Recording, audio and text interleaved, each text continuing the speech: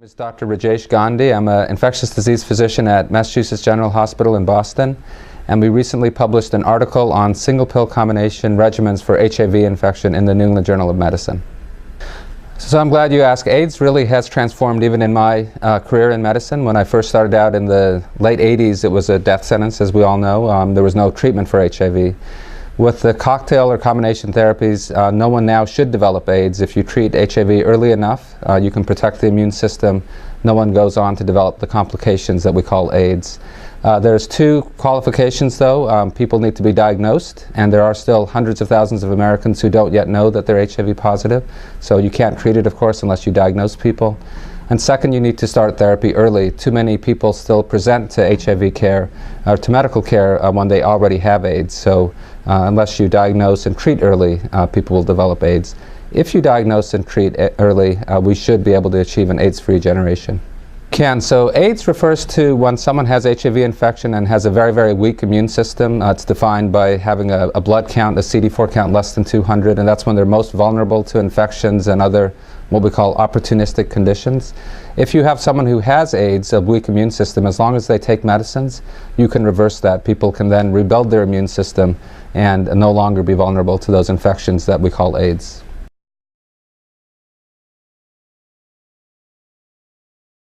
So the problems now are very different again than when I started in this field. Back then, in the 80s, 90s, and early 2000s, it was infections, even some what we call AIDS-related malignancies or cancers. Those were cancers that came about because the immune system was weak. Now the diseases are completely different. Infections are rare. AIDS-related cancers are rare. The big killers now are things like heart disease, kidney disease, some other type of non-AIDS related cancers are coming to the fore. We think that's in part because people with HIV, even on therapy, have chronic inflammation, that is excess levels of inflammation in their blood, and those are linked to heart disease, not just in HIV but in other people.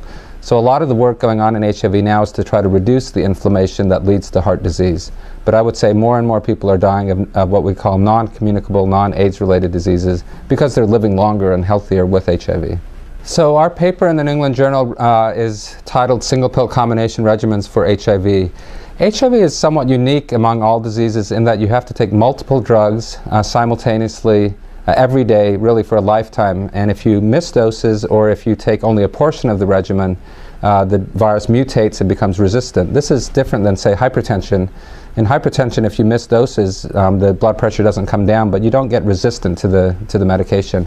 But in HIV, because it's a virus, it mutates rapidly, and if you take only a part of a regimen, you can get resistant.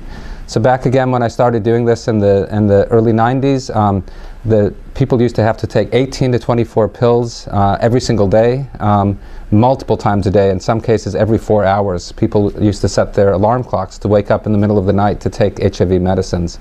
Now, though, over the last few years, those drug combinations have been co-formulated into a single pill, so 3 or more drugs are in a single pill and they're dosed once a day.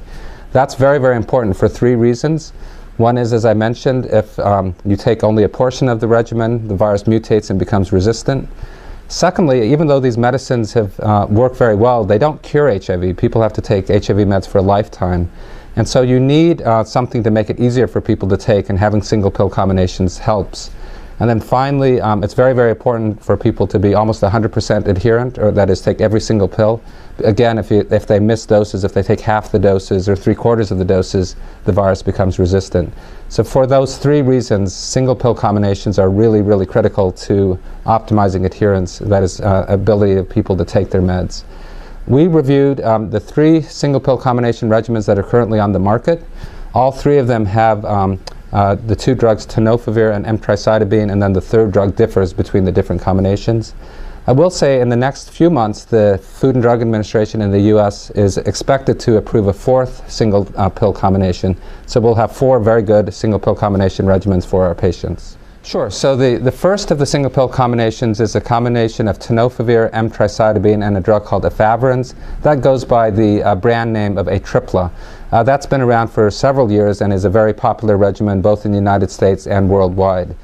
The 2 newer single pill combinations were approved in the last few years. One is called Complera, that has tenofovir, emtricitabine, and a drug called rilpivirine.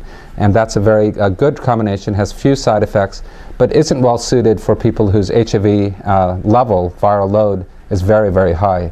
And then the third of the currently marketed single pill combinations is called Stribold. That has tenofovir, emtricitabine, cobicistat, which is a booster, and albitegravir. And that's also on the market, a very good drug, came out about 2 years ago. So those are the three that we have in 2014. By the end of this year, we think that a fourth regimen, abacavir, lamivudine, and dolutegravir, will likely be approved by the FDA. And so those will be, we think, the 4 single pill combinations available. So, you know, one thing I will say about HIV therapy is it really is not one size fit all. It depends on the particular situation for that patient. So in someone who has a very, very high HIV level, we would choose either a tripla or a Stribold today.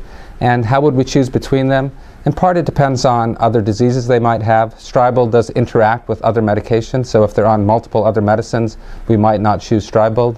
If they're on no medicines at all, then Stribold is a very good choice. A tripla has been the longest and the most tried and true drug. It's been around the longest, and so in someone who wants something that has a long track record, we might choose a tripla.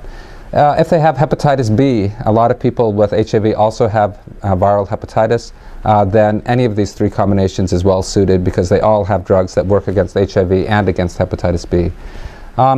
Complera is a good choice, but needs to be taken with food. So when someone has a regular food schedule, they work irregular hours or have irregular meal times, then Complera would not be chosen. So there's not a one-size-fit-all. There's not one regimen that goes for all patients. We customize it to the particular person and what their lifestyle is and what other diseases they might have. So most of the HIV medicines have no effect on mental function. In fact, actually, HIV itself can cause dementia, and by controlling HIV, these medicines seem to improve mental function. That is, they prevent HIV dementia.